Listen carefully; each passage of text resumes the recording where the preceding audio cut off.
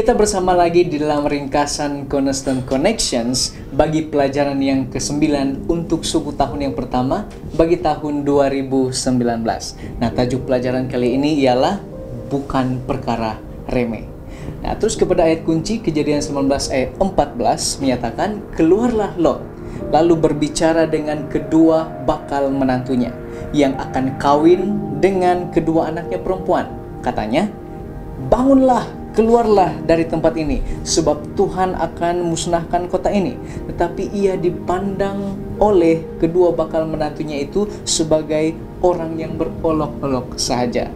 Nah, saya serahkan ini pada Pendeta Wizi untuk terus memberikan cerita ringkasan mengenai Lot dan juga Sodom dan Gomora. Silakan. Oke, ringkasan cerita Lot adalah seperti ini. Ya. Pergilah cepatlah Lot dan keluarga, api Tuhan turun Sodom Gomora. Janganlah menoleh mengingat harta, istri Lot lupa dia menoleh ke belakang. Hey, Jadi tiang garam. hey, Jadi tiang garam. Jangan melek ke belakang. Jadi kita tidak dapat menceritakan semua cerita itu secara terperinci sekali, tetapi dengan lagu tadi sekurang-kurangnya kita sudah tahu gambaran besar daripada ayat kunci itu ya. Dan sebenarnya begini, dua orang malaikat datang ke Sodom, malaikat Tuhan datang ke rumah Lot di kota Sodom Gomora. Dan apabila orang-orang kota, khususnya laki-laki, mengetahui kedatangan tetamu lelaki itu, mereka buat apa? Mereka memaksa Lot untuk menyerahkan kepada mereka agar mereka pakai dua lelaki itu, malaikat itu. Lot melindungi tetamunya itu. Lalu malaikat Tuhan membutakan orang-orang yang sedang merusuh itu dan menyuruh agar Lot serta keluarganya keluar daripada kota itu. Tetapi karena sedikit waktu lagi akan dibinasakan Tuhan, dan bakal menantu Lot juga dibawa keluar, tetapi mereka memandang hal itu sebagai hal yang remeh, ya, tidak penting maksudnya. So di dalam Kejadian 19 ayat 17 memberitahu kita bahwa Lot dan keluarganya dilarang keras untuk menoleh ke belakang. Jangan menoleh ke belakang. Sementara mereka berlari keluar dari kota, istri Lot memandang hal itu dengan remeh, perintah itu dengan remeh, lalu dia memandang ke belakang. Dan akibatnya mati menjadi tiang garam. Dalam ringkasan cerita itu. Jadi kita lihat di sana ada satu yang menarik, Pendeta Wizi, mengenai lelaki yang mau pakai dua malaikat yang menyerupai lelaki dan menjadi tetamu Lot. Dan kalau kita lihat di sana, ini menunjukkan kekerasan ataupun menunjukkan betapa moral daripada kota itu sudah sangat merosot, terutama sekali tentang hal seksual. Jadi bukan saja tentang perzinahan, tetapi ini sesuatu yang di luar daripada seksual yang sebenarnya. Jadi kita nampak di sini bahwa itu salah satu tanda tentang bagaimana kota ini sebenarnya sangat jahat di depan Tuhan dan juga bagi kota-kota yang lain. Jadi kita terima kasih Pendeta Wizi. Mari kita pergi ke bagian yang pertama untuk perbincangan kali ini, dan bagian pertama ini adalah seperti ini. Apakah memang terdapat kejahatan, tetapi apakah terdapat kebaikan dalam cerita Lot ini? Jadi Nurli, silakan. Ya. Salah satu hal yang baik dan patut kita contohi, kita mengingat bagaimana Lot dia menerima dua orang tetamu itu, yang adalah malaikat menyerupai dua orang lelaki. Kalau kita ingat, kalau kita mengenali ataupun kita menerima kunjungan daripada orang luar yang kita tidak kenal, pastinya kita ragu-ragu kan, kita takut. Tetapi Lot ini dia menyambut, dia melayani dua orang lelaki ini dengan sangat baik. Lot mendesak dan mempelawak agar dua orang itu bermalam di rumahnya karena hari sudah mulai gelap. Dan Lot sudah tentu dia tidak pernah mengenali dua orang ini, tetapi oleh karena sifatnya dan juga dipimpin oleh Roh Kudus sudah tentu dia menerima dan menawarkan rumahnya sebagai tempat berehat dan memberi mereka makan. Seperti yang terdapat dalam Ibrani 13 ayat 2, jangan kamu lupa memberi tumpangan kepada orang, sebab dengan berbuat demikian beberapa orang dengan tidak diketahuinya telah menjamu malaikat-malaikat. Ya, seperti yang sudah saya katakan sebentar tadi, dunia sekarang ini sudah tentu kita akan berhati-hati dengan orang yang kita tidak kenali, karena kalau kita tolong mungkin dia akan buat hal jahat terhadap kita. Dan namun saya pasti kalau kita dipimpin oleh Roh, kita dapat digerakkan untuk menerima orang-orang yang sangat memerlukan tumpangan.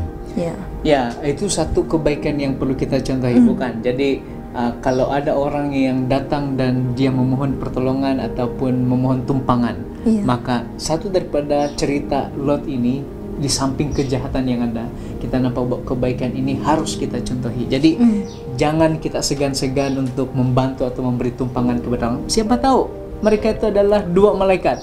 Dan jadi Pendeta Wisi, kalau tiba-tiba saya ke sana nanti beri tumpangan ya.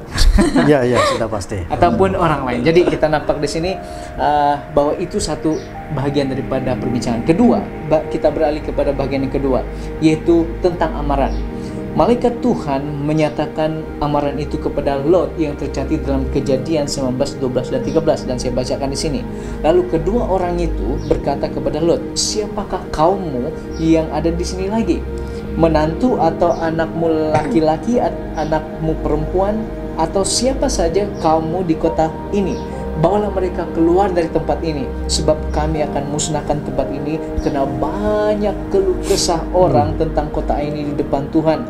Sebab itulah Tuhan mengutus kami untuk memusnahkannya. Jadi Pendeta Wizi, mengenai amaran ini ada beberapa input ataupun buah pikiran tentang ini. Oke, terima kasih Pendeta Bob. Ya, amaran yang diberikan itu sangat jelas sekali, sangat jelas dan mudah dipahami. Amaran daripada malaikat itu, Lot dan seisi keluarganya harus keluar dengan segera dari kota, karena Tuhan akan memusnahkan kota itu. Jadi dalam pandangan saya, inilah hal yang dipandang remeh oleh dua orang ataupun dua orang menantu Lot itu. Mereka telah ditawarkan peluang untuk keluar bersama agar tidak dibinasakan, namun mereka melihat itu sebagai perkara yang tidak penting. Bahkan jika kita membaca Kejadian 19 dan ayat 16, Lot juga hampir terjatuh dalam sifat tersebut. Saya ingin baca ayat ini. Dia katakan begini, ketika ia berlambat-lambat, maka tangan istri dan tangan kedua anaknya dipegang oleh kedua orang itu, sebab Tuhan hendak mengasihani dia. Lalu dua orang itu menuntunnya keluar kota dan melepaskannya di sana. Jadi malaikat itu tarik tangan Lot dan istrinya dan anak-anak Lot untuk keluar daripada kota itu secepat yang mungkin yang boleh. Jadi amaran itu sangat simple, jelas, dan jelas, mudah difahami. Tapi dipandang remeh. Jadi bila kita bercakap tentang amaran, kita juga akan ingat tentang amaran yang Yesus berikan sebelum kedatangannya kedua kali nanti. Sewaktu dia bersama dengan muridnya, ada dia beritahukan tentang amaran ini. Jadi cerita Lot juga ini mengingatkan kita tentang apa yang terdapat dalam buku Wahyu tentang keluar dari Babel, keluar dari sistem yang bingung ataupun kebingungan ini, yang penuh dengan penipuan, pemberontakan, kejahatan, agar kita tidak ditimpah dengan kemurkaan Tuhan sendiri. Jadi bagian ketiga ini adalah mengapakah dua orang bakal menantu Lot itu melihat bahwa hal keluar kota itu adalah hal yang remeh-temeh. Alkitab ataupun malaikat menjelaskan keluar. Lot sendiri juga menyatakan keluar, tetapi mereka lihat itu satu yang mengolok-olok, sesuatu yang tiada apa-apa ini, lambat-lambat lagi, memperlambat-lambatkan. Jadi mungkin Nodli ada beberapa perkara yang ingin dikongsikan tentang hal ini. Silakan. Iya. Kalau kita tengok seperti orang bandar, kalau orang yang sudah tinggal di kota diarah untuk pindah ke kampung, sebab mungkin ada hal musibah yang akan berlaku di kota. Kita bayangkan bagaimana orang yang sudah tinggal di kota bertahun-tahun atau lahir di kota diarah untuk tinggal di kampung. Mesti dia tidak akan mau ke kampung, dia mau di situ saja. Nah, seperti itu juga saya perhatikan bahwa kedua-dua bakal menantu itu adalah orang yang telah membesar dan hidup di kota sepanjang hidup mereka. Kita pikirkan bagaimana mereka punya keselesaan itu terhadap di dalam kota. Dan saya berpendapat bahwa kehidupan di kota itu sudah sangat sebati dengan hidup mereka.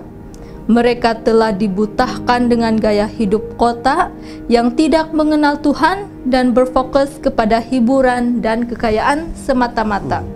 Dalam arti kata lain, kejahatan kota itu sudah menjadi sebahagian daripada hidup mereka. Dan itu adalah zon selesa untuk dua bakal menantu Lot. Dan hati mereka juga sudah terpaut kepada keselesaan dan tidak lagi mau berganjak. Dan perubahan bagi mereka adalah remeh dan sukar. Dan seperti kita juga, tidakkah kita juga memahami hal yang sama? Kita mungkin tidak tinggal di kota, tetapi kita mempunyai zon selesa masing-masing yang seringkali menjadi puncak kita untuk tidak mau berubah dan mengikuti Yesus yang penuh dengan pengorbanan dan cabaran hidup. Ya, daripada ini kita boleh kaitkan dengan aplikasi kita. Ya. Jadi seperti dikatakan zon selesa itu perkataan yang baik untuk kehidupan kita, tapi untuk bergerak dan maju zon selesa itu harus ditinggalkan. Seperti Abraham keluar daripada negeri dan juga keluarga bapaknya sendiri. Jadi Tuhan menghendaki perubahan. Dan kalau kita lihat juga hari ini cuaca sangat panas.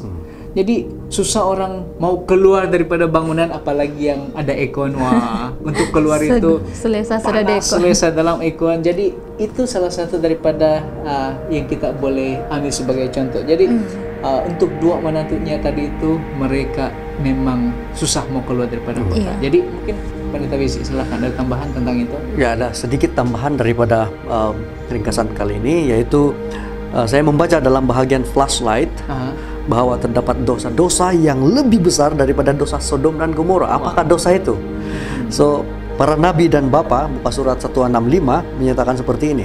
Mereka yang mendengar panggilan Injil yang mengajak orang berdosa untuk bertobat dan tidak mempedulikannya adalah lebih bersalah kepada Allah daripada penduduk yang ada di padang Sidim, dan lebih besar lagi adalah dosa mereka yang mengaku kenal akan Allah dan menurut hukum-hukumnya tetapi menyangkal Kristus di dalam tabiat serta hidup mereka sehari-hari. So, itu sedikit tambahanlah untuk ringkasan kali ini, bagaimana ada dosa lagi yang lebih besar daripada yang dilakukan oleh orang-orang di kota Sodom dan Gomora. Jadi kita seolah melihat bahwa orang-orang kota itu mempunyai dosa yang memang sudah layak untuk dibakar, dihancurkan. Tetapi ada lagi dosa yang lebih besar, di mana mereka yang mengaku mengenali Allah, tetapi tabiat hidup mereka tidak berubah. Jadi itu sangat bahaya. Jadi terima kasih Pendeta Wizi dan juga Nodli. Ya, jangan kita menganggap dan memandang amaran Tuhan ini hal yang remeh-temeh. Dalam Alkitab juga banyak amaran, dan semua itu harus kita perhatikan. Apa yang Tuhan telah firmankan pasti akan berlaku. Sebelum kami mengundur diri, ada satu kerja rumah yang akan kami berikan kepada Anda. Kami ingin mendengar respon daripada Anda yang menonton ringkasan ini, dan coba perhatikan apakah yang respon dengan pertanyaan ini. Apakah yang menyebabkan istri Lot menoleh ke belakang? Apa yang menyebabkan istri Lot menoleh ke belakang? Sampai jadi tiang garam. Ya. Jadi bawahkan soalan ini dalam kelas Anda dan coba kumpulkan, dan kamu akan setelah melihat ataupun sementara melihat video ini, kamu boleh tulis komen itu di bawah dan kongsikan hasil perbincangan Anda. Dan pada minggu depan kami akan kongsikan apa yang Anda sudah tuliskan. Dan jangan juga letakkan, mungkin Anda boleh letak nama dan gereja ataupun grup kamu, youth kamu, belia kamu dari mana, dan kami boleh sharekan itu kepada semua yang sedang menonton. Jadi kami juga ingin mendorong Anda untuk silalah tekan butang like dan share. Ingat, amaran Tuhan bukanlah perkara yang remeh. Selamat berbincang.